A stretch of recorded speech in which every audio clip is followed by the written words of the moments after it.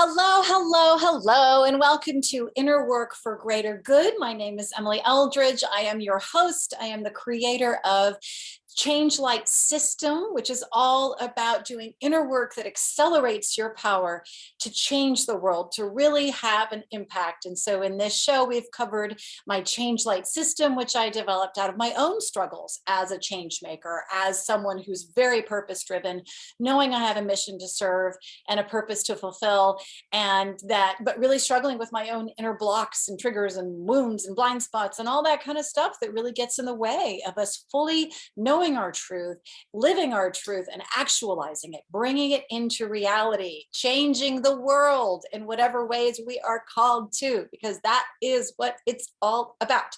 So I wanted to share today, something just fell. I wanted to share today this concept of why do we lose ourselves? What do I mean by losing ourselves? So from time to time, I will get phone calls or text messages or emails from people, especially change makers, young change makers, people who are really working to make a difference in the world, and yet they have hit rock bottom. They've hit a really bad space of feeling, despair and hopeless and exhausted and even physically sick because of all their struggles, and not necessarily knowing who they are, having lost their sense of purpose and mission and sense of self.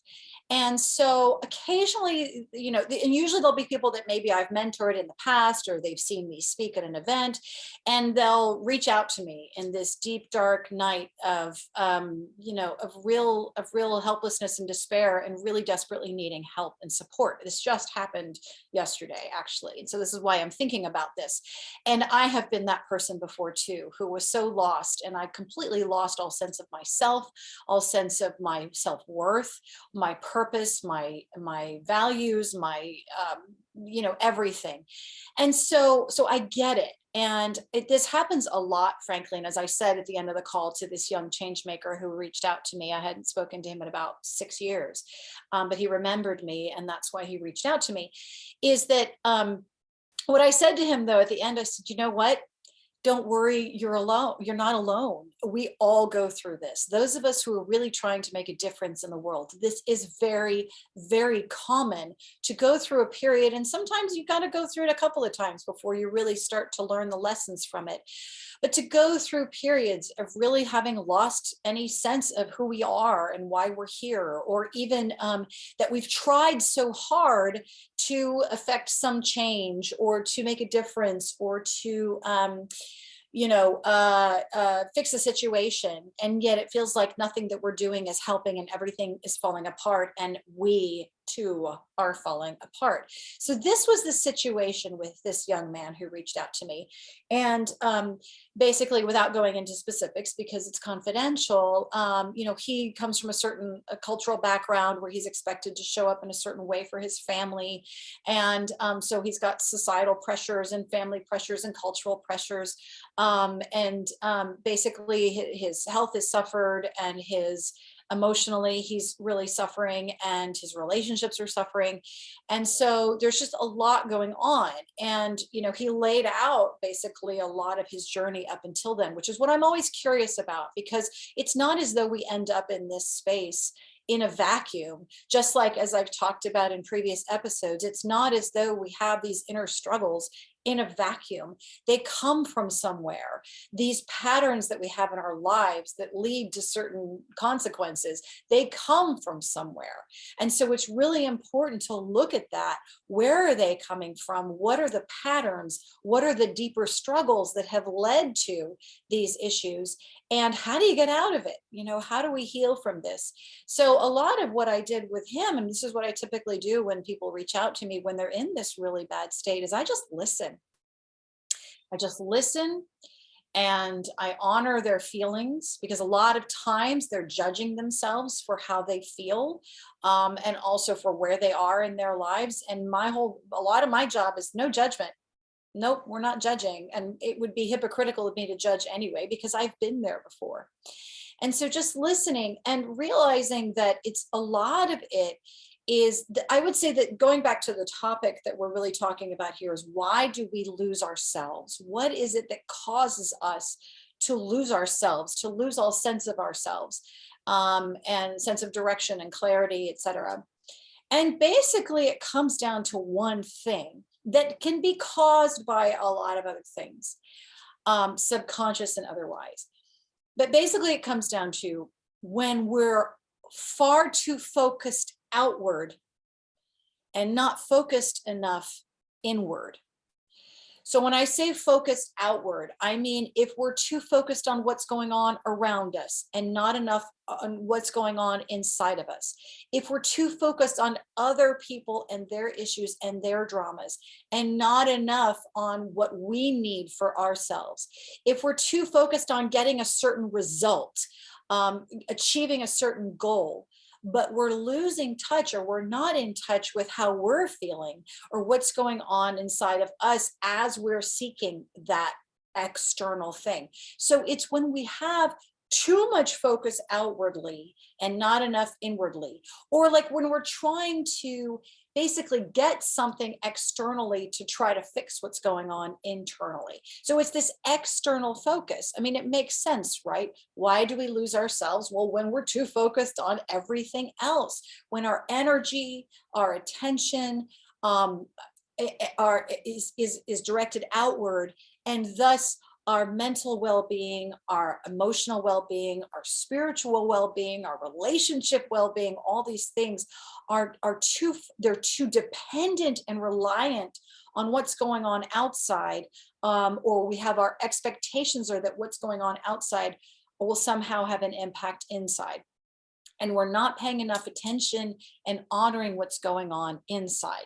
So why do we do this? There are a lot of reasons why we end up doing this. So I mentioned in the young man with whom I spoke, that as I mentioned in his story, a lot of it's cultural. A lot of it is in his culture. He's expected to put family first all the time. Or even in certain family cultures, it doesn't even have to be some kind of societal culture. Sometimes within our own cultures, within our own families, that's what's expected of us. It's very common, for example, for women to be expected to put family and others ahead of themselves. And so a lot of times can be because we were taught to be that way. That's what was expected of us. That's what was modeled for us, to put others first. And when I say others, I mean put their feelings first, put their needs first.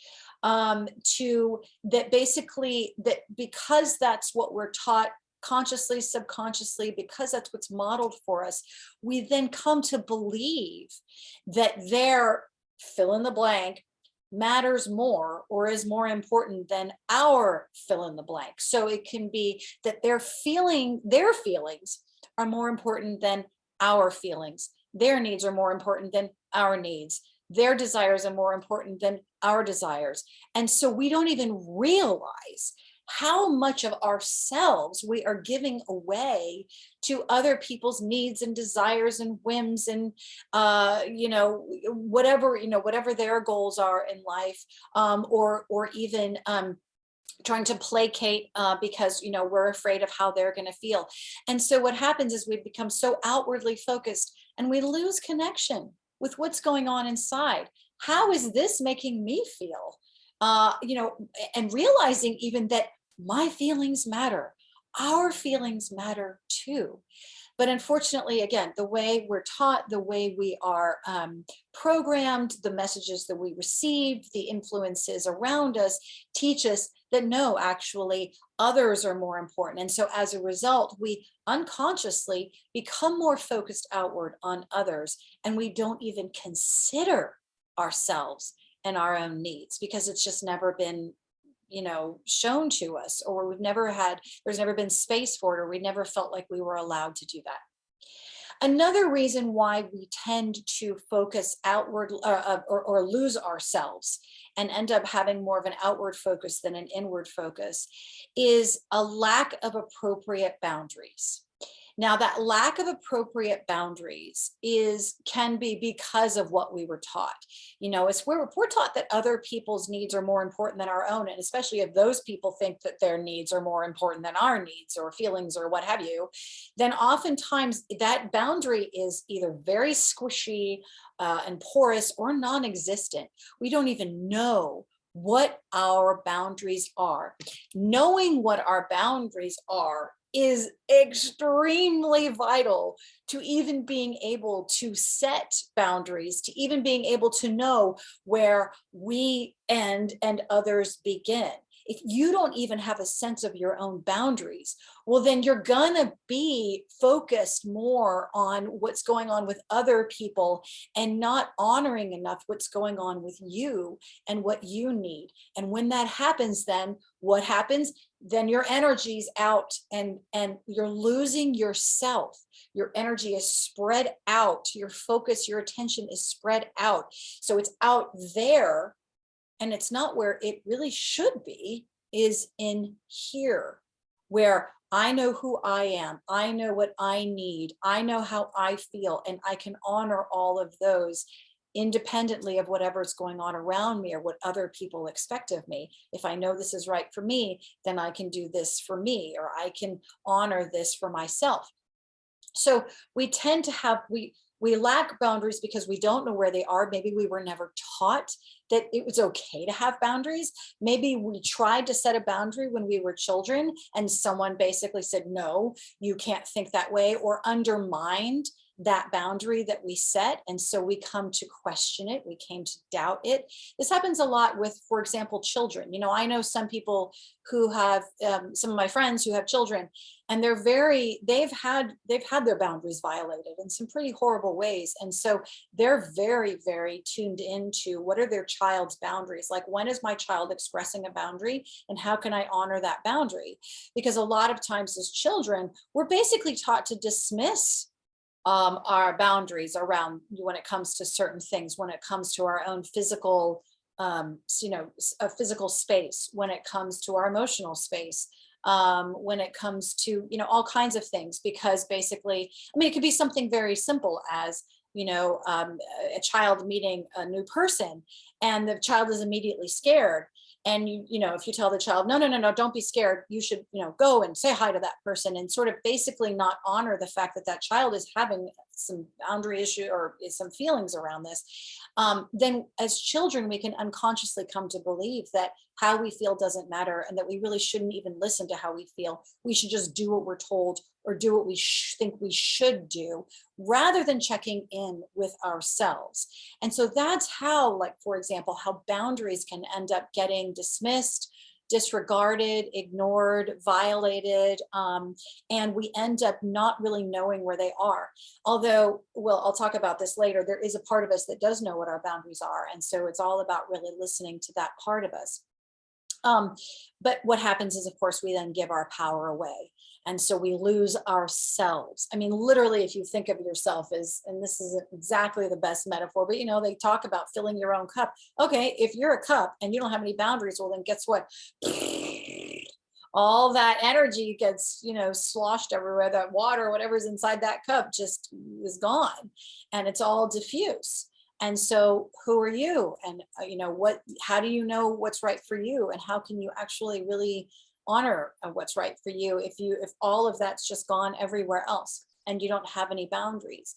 And so you end up with an empty cup and you have nothing left to give, which is basically this, a lot of times the situations that these young people, when they call me in these states of, real desperation and feeling so lost, is because they've spent a lot of energy or their energy has been spent outwards, and they haven't done enough to really honor what's going on and take care of what's going on inwards. So a third reason is that we often are focused too much outward and not enough inward, or why we often lose ourselves, is because it's a coping mechanism when we don't know what to do with ourselves. So I'll use myself as an example. I don't remember if I've shared this before, but with 9/11, so I was a first responder at 9/11. And what I didn't realize at the time is that basically I've been struggling up until then, really trying to figure out what's my purpose, who am I here to be, what am I here to do. I felt very directionless. I felt very I felt very worthless, like, because I felt like I wasn't helping anybody in my life. 9/11 happened, and I went down to ground zero right away, to be support and to be helpful, and because I felt called to be there, and because I just knew I had a purpose to serve there. But also, as I look back, it served a purpose for me to basically focus on other people and try to solve other people's emotional problems, because I didn't know what to do with my own, because I was lacking enough self-awareness about what was going on with me. I was lacking self-worth, meaning like valuing myself and how I felt. And also, I, up until then, though, had tried to, tried to find a sense of purpose, etc. But I just couldn't find it. It wasn't coming to me yet. And so I didn't, ultimately, I look back and I'm like, I didn't know what to do with myself, but I felt like I could help others. And so it became, though, like an addiction, in which, talk about no boundaries. I had no boundaries. Talk about being completely outwardly focused and totally disconnected from what was going on inside of me. That's where I was.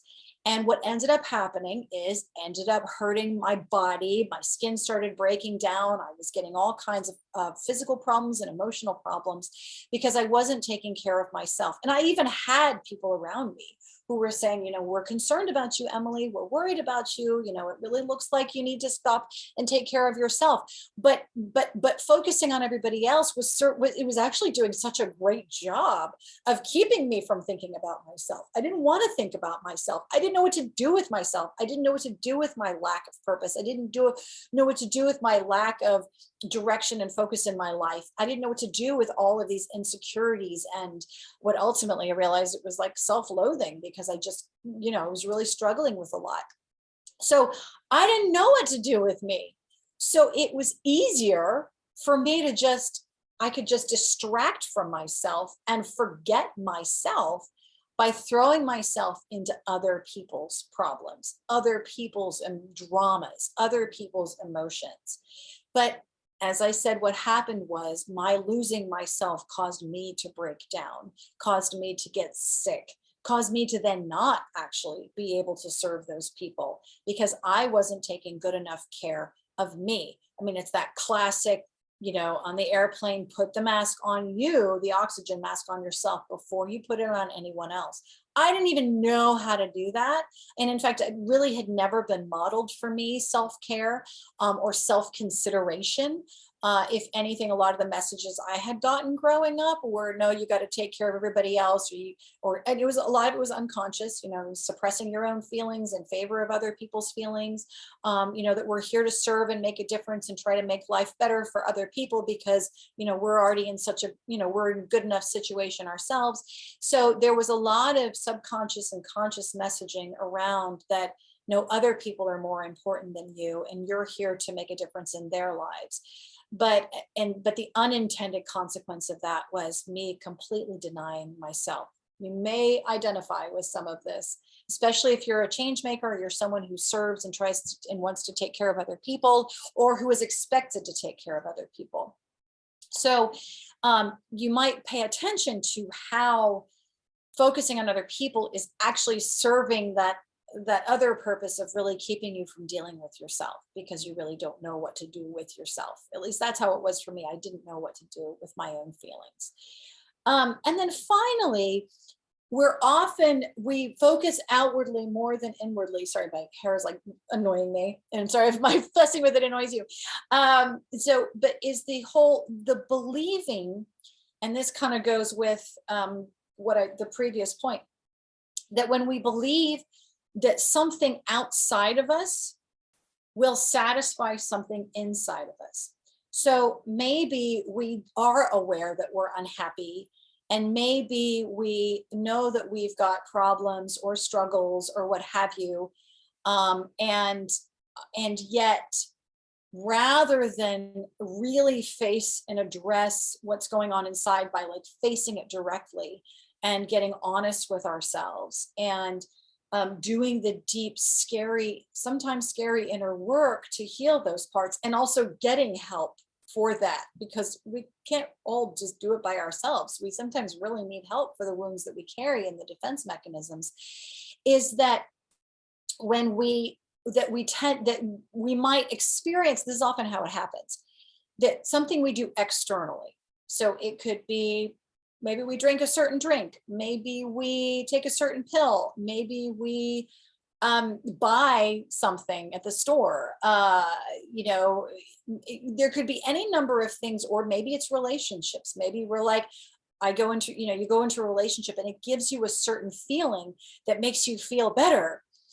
That can become a never-ending cycle of, we look for external things to fix what's going on with us internally, or to try to fix what's going on with us internally. So those things, and it's common, it can become like a shopping addiction. It can become an actual like drug addiction or alcohol addiction. It could be a relationship. Just going into serial relationships where it's like, as soon as you end one, you immediately jump into another. It can be pleasure seeking it's never fully satisfied. It can be, sort of like adrenaline junkies can be like this, where it's like they get their adrenaline hit with one activity, but then soon after they need another hit, And so we're like looking for those neurochemical hits. That's actually what's often happening. So we're getting these neurochemical hits that are giving us a momentary rush, that are giving us relief from whatever struggles that we're having or emotional issues that we're having. But it can become a cycle. And then we can also end up having the belief that, that something externally will actually fix what's going on with me internally. And that was something personally that I suddenly became aware of, that I didn't realize I was subconsciously believing and enacting, was back when, in my dark night of the soul, when my relationship fell apart, the business fell apart, and I lost all sense of purpose and direction, and I went into a dark night of the soul, and I had no even sense of spiritual connection, nothing. Is that one of the realizations I had that really helped me actually start to come out of it, was I realized that I unconsciously had been expecting that relationship, that business, those conditions, this situation, et cetera, et cetera, et cetera. I had been expecting that those things would be the things that bring me joy. But then what happened when it all fell apart? What happened when they all went away? I was left with no joy, because I had basically put my onus of joy, if you will, like where I believe to be the source of joy, outside of me, out there, in other people, in other circumstances and conditions. Therefore, when those people were gone, or they didn't meet my expectations, or they didn't meet my conditions, or the situation fell apart, there's my joy. What I thought was my source of joy was gone. So then how did I feel? No joy, because I put it out there. So the realization that I had when I was in that dark night of the soul was, wait a minute, where do I actually feel joy? Like, where does the feeling of joy come from? And we can talk about this with anything: peace, joy, clarity, whatever. Where is that feeling? Is it out there? No, it's in here. This is where I feel joy. This is the true where I should have my onus of joy. And that's not to say that other people or situations can spark that joy within me, but ultimately this is where I feel it. And so this is where I need to find it. I need to find it within myself, because as long as I'm putting it out there and expecting other people to bring me that feeling, then my power, I'm giving them my power, and I'm giving them that power to determine how I'm feeling inside. I need to bring that power back in me. And so that was a big realization that I had that really started to help me come out of that dark night of the soul and start to face what were the parts of me that were getting in the way of me feeling that joy, which I've detailed with, talking about X powers. That's how I discovered those X powers. I discovered the inner critics and the monsters and the blocks and the walls and the wounds and all that were getting in the way of me actually being aware of and tuned into my true joy, which was inside of me. And it's not dependent on this person or this job or that business or, this haircut or that outfit or this purse. No, it's all about it being inside of me. And so I realized how I'd been giving my power over. And that's why I'd lost myself. So it was only by all of that falling apart that it brought me back to me. And that is what I talked about with the young man yesterday. And I've talked about it with so many other young people who come to me when everything has fallen apart. They've fallen apart on the inside. And I say, it's because you've been so focused on trying to take care of everybody else and wanting them to be happy, or wanting the situations with them or the situations outside of you to be such that then you feel like you can be okay. But when we have those expectations, and when our sense of joy and peace and clarity and wisdom and compassion, like whatever it is that we want to feel inside, when those are reliant on things outside of us, it's not going to work. It doesn't work. Because then when that thing is gone, then we have this catastrophic, well, then who am I? And how am I ever going to get that feeling again? If we think that one person is the one person who could give us that feeling or that sense of safety or whatever the feeling is. So it's all about bringing it back in. And so then that leads to the answer to why we lose ourselves: when we're too outwardly focused, when we're not focused enough on ourselves. Now, this leads though to what has become my personal approach and what I think is the most peaceful approach when we find that we've lost ourselves. We're way out of balance. We're way too focused on things outside of us, and we're not tuned in and honoring and healing in what's going on inside of us. So that is the main thing, is to put the focus back inwards.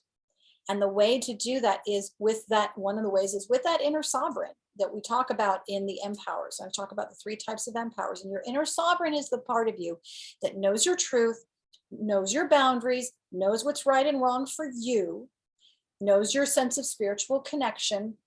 And so it's the part of you that can help you start to reconnect with, well, what feels right for me? What works for me? Now, mind you, as you start to do this, you're going to run into some resistances, because you'll have parts of you that are like, oh, well, who am I if I'm not so self-sacrificing? Who am I if I'm not always there for that person? Who am I if I'm not in that relationship? Or they're going to judge me. They're not going to like me. They're going to think I'm being a jerk if I'm more focused on myself, etc. So you're going to run into those X powers that are going to have those fears, and that are going to want to resist you actually really truly focusing on and honoring yourself. And that's where, as I talk about in my work with the drawing out process, you can heal those. My Change Light system, that's what I teach you, is how to heal those parts of you, those X powers, those inner struggles, those blocks, those wounds, those blind spots, the triggers, etc., that get in the way of you feeling fully whole and at peace. And so, but the whole point is your sovereign's the one that you can tune into and ask it questions like, what would feel good for me? What's one thing I can do today that would feel good for you, sovereign? Because when we do what feels good for our sovereign, it helps us do what feels good for us. Also honoring the other empowers too. By honoring all 3 of our empowers, we're allowing these parts that are within us, whose job it is to empower us to be our highest, brightest selves and live our highest truth. We're actually asking them, what would feel good for them? What's one small thing I can do today that would feel good for you? And you ask each of those, and their answers will ultimately fulfill you. If it feels good for your empowers, it feels good for you. So these are ways that you can start to create that sense of inner validation and inner wholeness and inner peace and enjoyment because you're asking what would feel good for you. You ask your empowers, but you're also ultimately asking what would feel good for me, and tuning back into what feels good and right for you. The resistances to that will often be because we're afraid of how others will react if we actually do care for ourselves and tune into ourselves. But and so that's what I said, it's a process. There's a lot of things that get in the way, but ultimately there is no peace in denying yourself. There just isn't. I mean, you can try to live your life such that you're satisfying everybody else and all of their expectations of you, and completely sacrificing yourself to other people or focusing outward. I personally have never seen that work. I've just never seen it work. Even Mother Teresa, who I've talked about her a bit before, but even Mother Teresa, you know, she was so self-sacrificing, but she also had a pretty good sense of boundaries. But also, she suffered from being in a dark night of the soul for decades. So as much as she gave to others, she really felt empty herself. I personally don't think that's the most sustainable way to live. I personally don't choose to live that way. I have tried that, and that's when I broke down. But anyway, the point, ultimately, what I'm getting to though, is that it's important to retune into self, knowing that you matter and you are valuable. Your feelings matter. Your needs matter. Even if other people want to tell you differently, because maybe it serves them, or maybe them thinking that way and teaching you to think that way is a way of trying to protect you. They think they're protecting you. Ultimately, you matter, your feelings matter, your purpose in life matters, your truth matters. So it's about reconnecting and allowing the sovereign to help you do that, and the other empowers as well. Also, it's when, as you do that, then you can establish and feel and start to recognize what are your appropriate boundaries for you. Where do I end and others begin? And you start to take responsibility for what's yours and letting go of what's others. So that can be in an interaction that you have with someone, where it's like, someone might even be wanting to blame you and accuse you and say that everything's your fault. Is it really all your fault? That's where you kind of parse it out and look at it and go, wait a second, which part is mine and which part is not mine?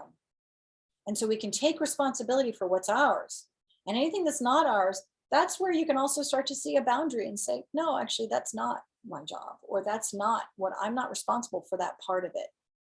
So using the sovereign to help you recognize your boundaries and establishing boundaries and communicating them. Sometimes boundaries don't show up except first with anger, because it's only after we've felt violated, or only after we've become resentful and depleted, that we can start to feel angry and resentful, because basically we've given our power over to others and others have freely taken it, for example.